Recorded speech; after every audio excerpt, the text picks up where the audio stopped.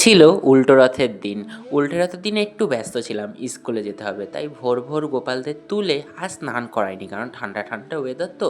শুধু জগন্নাথ বলরাম সুভদ্রাদেবকে অল্প একটু জল দিয়ে স্নান করিয়ে দিলাম, তারপরে সুন্দর করে বস্ত্র পরিয়ে দিলাম। উল্টো রথ বলে কথা।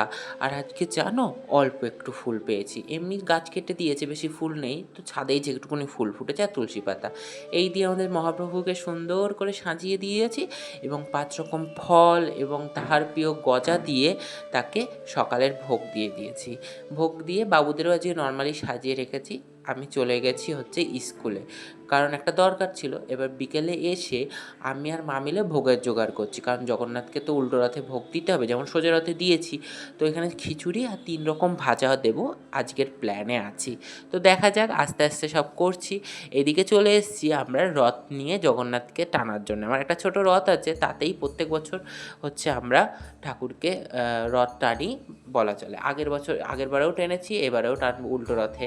তো দেখতে পাচ্ছ এখন গাঁদা ফুলের যে চেনগুলো আমার রয়েছে, সেই চেন দিয়ে সুন্দর করে আমি আর বোন মিলে সাজিয়ে নিচ্ছি। সাজিয়ে টাজিয়ে নেওয়ার পরে তারপরে জগন্নাথ দেবকে রথে ওঠায়। আমাদের জগন্নাথ দেব কিন্তু পাড়ায় ঘোরে না বা যায় না, শুধু আমাদের বাড়ি থেকে ছাদ থেকে রাস্তা অবধি যায়, আবার রাস্তা থেকে বাড়িতে চলে আসে, এইটুকুনি।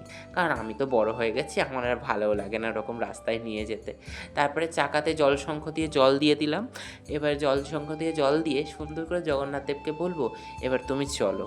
তো জগন্নাথ দেব বেরিয়ে গেল রথ নিয়ে। তো এবার আমাদের বোন এবারে রথ টানছে, দেখতে পাচ্ছ। ও রথ টানতে খুব ভালোবাসলো। তো সবাই রথ টানার পর এবার জগন্নাথ দেবকে নিয়ে চলে এসেছি।